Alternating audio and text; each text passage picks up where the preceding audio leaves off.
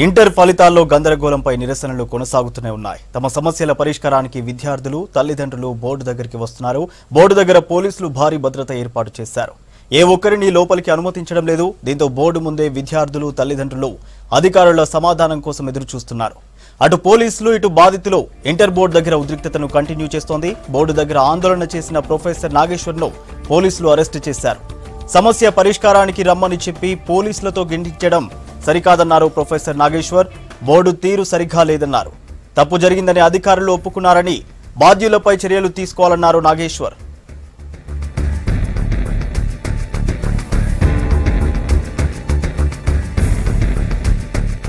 సాయంత్రం 5:30 అశోక్ కుమార్ గారు వచ్చి చెప్పినప్పటి నుంచి వాక్యం వచ్చి ఇప్పటిదాకా అదే. ఇవాళ పొద్దున తెల్లవారిందా మళ్ళీ ఇదే పరిస్థితి. కానీ ఎలాంటి మాకు కరెక్ట్ అయిన సమాధానం లేదు, కరెక్ట్ అయిన వాక్యం లేదు, కరెక్ట్ లేదు, ఎలాంటి కరెక్ట్ పిల్లలకు హామీ ఎలాంటి ఇవ్వలేదు. కాబట్టి ఎలాంటి ఆగ్యాత్యం చేసుకోవద్దని చెప్తున్నారు తప్ప వాళ్ళకి ఎలాంటి హామీ ఇవ్వట్లేదు. ఏ మంత్రి వచ్చినా ఎవరు వచ్చినా వాళ్ళు లోపల వేసుకొని వెళ్ళిపోతున్నారు పోలీసు వాళ్ళు. తప్పితే ఇక్కడ జరిగేది ఏమి లేదు. మీరు కళతో చూస్తున్నారు, మీడియా వాళ్ళందరూ వీడియో తీస్తున్నారు, వాళ్ళు వేర్లో ఎక్కిస్తున్నారు, పంపిస్తున్నారు. తప్పితే మీకు ఇంకేమైనా కనిపించిందా? ఎవరైనా మాట్లాడుతున్నారా?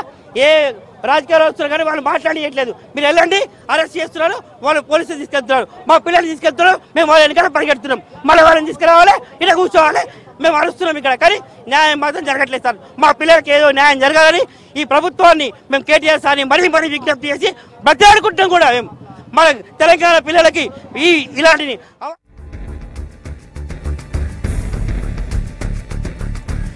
గట్టిగా మరిన్ని వివరాలు బుచ్చన్న అందిస్తారు. బుచ్చన్న, ఇంటర్ ఫలితాల్లో గందరగోళంపై నిరసనలు ఇంకా కొనసాగుతున్నాయి కదా, ప్రస్తుతం బోర్డు దగ్గర పరిస్థితి ఎలా ఉంది?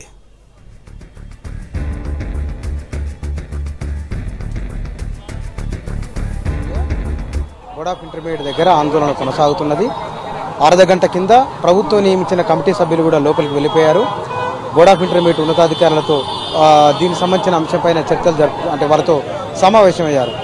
తప్పులు ఎక్కడ జరిగింది, ఈ తప్పుకు కారణం ఏమిటి, బోర్డులో జరుగుతున్న అంతర్గతంగా జరిగిన వ్యవహారం ఏముంది, అంతర్గతంగా జరిగిన తప్పులు ఏమున్నాయి, ప్రైవేట్ ఏజెన్సీకి ఇచ్చిన తర్వాత ఆ ఏజెన్సీ వైపు నుంచి తప్పుల విషయంలో ఏం జరిగింది, ఆ గతంలో కూడా తప్పులు జరిగినాయి కాబట్టి ఆ తప్పులను సవరించుకొని ముందుకు వెళ్ళామని ఆ గ్లోబల్ ఇనాస్ సంస్థ ప్రతినిధులు చెప్తున్నారు. ఆ చెప్పినప్పుడు బోర్డ్ ఆఫ్ ఇంటర్మీడియట్ తరఫు నుంచి లేవనెత్తిన సందేహాలు ఏమిటి, అక్కడి నుంచి ఆ ప్రైవేట్ ఏజెన్సీ ఏం చేసింది, ఇట్లాంటి అంశాలపైన బోర్డ్ ఆఫ్ ఇంటర్మీడియట్ ఉన్నతాధికారులతోనే ముగ్గురు సభ్యులు సమావేశం ప్రస్తుతం జరుగుతున్నది. అర్ధగంట లోపలికి వెళ్ళిపోయి ఇందాక మీరు చెప్పినట్టుగానే 3 రోజులుగా బోర్డ్ ఆఫ్ ఇంటర్మీడియట్ ముందు విద్యార్థులు, తల్లిదండ్రులు, వివిధ వర్గాల ప్రజలు ఇక్కడికి వచ్చి నిరసన వ్యక్తం చేస్తున్నారు.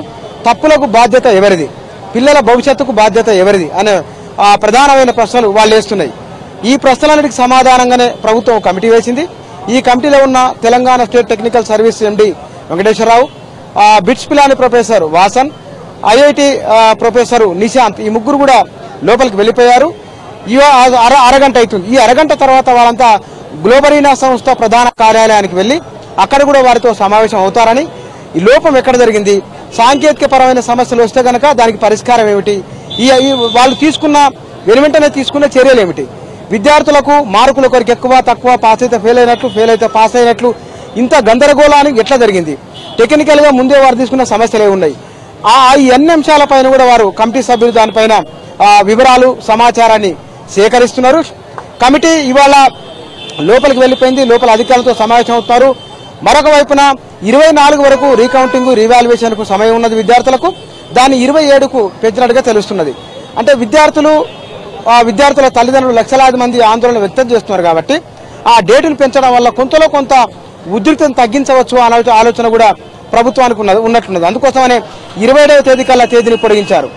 దీంతో పాటుగా వివిధ వర్గాల ప్రజల నుంచి కూడా మునిపెన్నడూ లేని విధంగా తీవ్ర స్థాయిలో నిరసనలు వస్తున్నాయి. అంతర్గతంగా బోర్డులో జరుగుతున్న వ్యవహారాలే ప్రైవేట్ ఏజెన్సీకి ఇవ్వడంలో కానీ, ఆ ఏజెన్సీ పైన యాజమాన్యానికి సంబంధించింది, నిర్వహణకు సంబంధించింది, వారి పనితీరు ఎట్లా ఉందనే తక్షణం వచ్చే సమస్యలను పరిష్కరించడంలో ఈ బోర్డుకు గ్లోబల్ ఇనాస్ సంస్థకు మధ్య సమన్వయం ఎట్లా ఉందనే చాలా అంశాలపైన వారు సమాచార వివరాలు సేకరిస్తున్నారు. బోర్డ్ ఆఫ్ ఇంటర్మీడియట్ దగ్గర కనబడుతుంది ఒకటి, పోలీసులు ఒకేసారి ఒక 30-40 మంది వస్తే కనుక ఏమో జరుగుతున్నదని, ఎవరు వస్తున్నారని ఒక సిగ్నల్. ఇక్కడ ఇంతమంది పోలీసులు లేరు. ఇక్కడ ఇప్పుడు వెంటనే బారికేడ్లు అవుతున్న పోలీసులు అంతా ఇతలకు వచ్చారు. అంటే ఎవరో ఇక్కడికి అధికారులు కావచ్చు, లేకపోతే కనుక పేరెంట్స్ ఇంకెవరు ఇక్కడికి వస్తున్నారని, ఇక్కడ వాళ్ళు నిరసన వ్యక్తం చేయబోతున్నారని ఒక సిగ్నల్ అది. అందుకోసమనే బోర్డ్ ఆఫ్ ఇంటర్మీడియట్ దగ్గర సుమారుగా ఒక 50 మీటర్ల మేర ఎటు కార్యాలయం ప్రధాన కార్యాలయానికి ముందు 50 మీటర్ల మేర బారికేడ్ ఉంది. ఆ బారికేడ్ అవతల ఇవతల రెండు వైపులా పోలీసులే ఉన్నారు. ప్రస్తుతానికైతే బారికేడ్ లోపల మీడియా వాళ్ళు, బారికేడ్ అవతల పోలీసులు ఉన్నారు. కొద్దిసేపటి కింద పోలీసులు కూడా లోపలికి వచ్చారు కొంతమంది. బహుశా ఇక్కడికి కమిటీ సభ్యులు లోపల నుంచి బయటికి రావడం లేకపోతే కనుక మరికొంతమంది ఏమన్నా నిరసన వ్యక్తం చేసేందుకోసమే ఇక్కడికి వస్తున్నారా మరికొద్ది నిమిషాల్లో తెలుస్తుంది. అయితే జరిగిన నష్టం పైన, విద్యార్థులకు జరిగిన నష్టం పైన, విద్యార్థుల ఆత్మహత్యలకు సమాధానంగా అంటే జరిగింది ఏమిటి, ఎక్కడ పొరపాటు ఉందనేది ప్రభుత్వ పరంగా ఆ కమిటీ వేయడం, ఆ కమిటీ సమావేశం జరగడం, మరొక వైపున విద్యార్థుల తల్లిదండ్రుల మేధావుల నిరసనలు కూడా బోర్డ్ ఆఫ్ ఇంటర్మీడియట్ ముందు అవి ఇంకా నిరంతరాయంగా కొనసాగుతూనే ఉన్నాయి. నిన్న అశోక్ కుమార్, ఉన్నతాధికారులు అశోక్ కుమార్, జనార్దన్ రెడ్డి వీళ్ళందరూ మాట్లాడారు. సాధారణంగా సమస్యలు వస్తాయి, సమస్యలు వచ్చినప్పుడు దానికి పరిష్కారం ఉంటుంది, 1-2 పొరపాట్లు అని చెప్తున్నారు. కానీ వందల సంఖ్యలో విద్యార్థుల మార్కుల గందరగోళం ఎట్లా ఉంటుంది, వందల సంఖ్యలో విద్యార్థుల పాస్ అయిన వాళ్ళు ఫెయిల్ అయినట్లుగా ఎట్లా చూపిస్తారు, 3 రోజులుగా ఆందోళన జరుగుతున్నారు సరే నిర్దిష్టంగా ఒక సమాధానం ఎందుకు చెప్పలేకపోతున్నారు, నిజంగానే ఎక్కడ తప్పు జరగకుంటే కనుక ఇంత పెద్ద ఎత్తున పోలీసు బందోబస్తు, పోలీసు బలగాలు ఇక్కడ ఎందుకుంటాయి, ఇట్లాంటి ఈ రకాల ప్రశ్నలు వస్తున్నాయి. ఇందాకనే ప్రొఫెసర్ నాగేశ్వర్ లాంటి కొంతమంది ఇక్కడికి వచ్చినప్పుడు వారు మాట్లాడింది చెప్పింది కూడా అధికారులు జరిగిన తప్పును వాళ్ళు ఒప్పుకున్నారన్న విషయంలో వారు అంటున్నారు. నిజంగానే తప్పులు జరిగిన, సహజంగానే తప్పులు జరుగుతారు వారు అన్నారు, కానీ ఇది సహజానికంటే కూడా ఎక్కువ జరిగినట్టుగానే అనపడుతున్నది. అందుకోసమనే ఆ ప్రభుత్వం 3 సభ్యులతో కమిటీ వేసింది. ఈ 3 కూడా టెక్నాలజీ పరంగా వచ్చే అంశాలపైన గుర్తించి ఎక్కడ మూలం ఉంది, ఆ టెక్నికల్ గా జరిగిన పొరపాటు ఏమున్నది, సాంకేతిక పరంగా అంటే సాఫ్ట్వేర్ లో వచ్చిన లోపాలు ఏమైనా ఉన్నాయా, ఆ సాఫ్ట్వేర్ లోపాలు కనుక వీళ్ళు గుర్తించింది ఎంత ఉంది, వీరికి ఉన్న పూర్వానుభవం ఎంత ఉంది, అకాడమిక్ ఎగ్జామ్లలో వారు ఎన్ని ఎగ్జామ్లు సమర్థవంతంగా నిర్వహించారు, వారికి ఉన్న ట్రాక్ రికార్డ్ ఏమిటి, ఈ అన్ని అంశాలను కూడా వారు స్టడీ చేస్తున్నారు. ఇవాళ సాయంత్రం ఇక్కడ సమావేశం అయిపోయిన తర్వాత కమిటీ సభ్యులు ఆ గ్లోబరేనా సంస్థ ప్రధాన కార్యాలయానికి వెళ్లి అక్కడ కూడా సమాచారాన్ని తీసుకుంటారు. తీసుకున్న తర్వాత బహుశా రేపో ఎల్లుండో ప్రభుత్వానికి వారు ఒక రిపోర్ట్ సబ్మిట్ చేసే అవకాశం ఉన్నది. అయితే లోపల ఇంకా ఏ అంశాలపైన మాట్లాడిండ్రు, ఏ అంశాలు వారు పిన్ పాయింట్ గా చేస్తున్నారు. ఎందుకంటే వరుసగా 3 రోజులుగా మీడియాలోనే ఎక్కువగా వార్తలు వస్తున్నాయి, టీవీలోను పేపర్లోను వార్తలు ఎక్కువగా వస్తున్నాయి. అధికారుల నుంచి కానీ ప్రభుత్వం నుంచి కానీ నిర్దిష్టంగా ఫలానా విషయంలో, ఫలానా దగ్గర, ఫలానా సందర్భంలో ఈ పొరపాటు జరిగిందన్న విషయం నిర్దిష్టంగా లేదు, లిఖితంగా లేదు. కాబట్టి వారు చెప్తున్నది పొరపాటు జరిగింది, దాన్ని దిద్దుతున్నాము, లేకపోతే కనుక దీనికి సమాధానం చెప్పే ప్రయత్నం చేస్తున్నామని దూరంగా కనబడుతున్నది. అయితే ఈ కమిటీ రిపోర్ట్ వచ్చిన తర్వాత దీనికి సంబంధించిన లోపం ఎక్కడ జరిగింది, ఈ తప్పుకు బాధ్యత ఎవరిది, ఈ విద్యార్థులు అనుభవించే శిక్షకు ఎవరు బాధ్యులో కూడా తేలే అవకాశం ఉన్నది.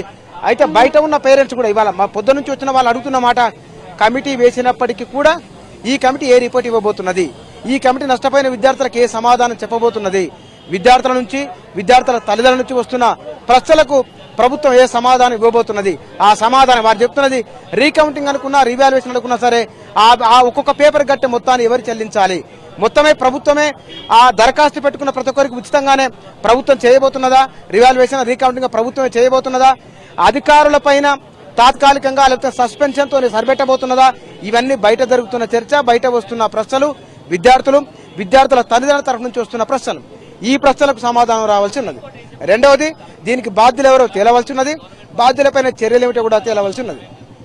కమిటీ లోపల సమావేశం జరుగుతున్నది, ఆ సమావేశం అయిపోయిన తర్వాత ఇంకా ముందు ఏం జరగబోతుందో కూడా తెలిసే అవకాశం ఉన్నది. సూర్య, థ్యాంక్ యూ బుచ్చన్న.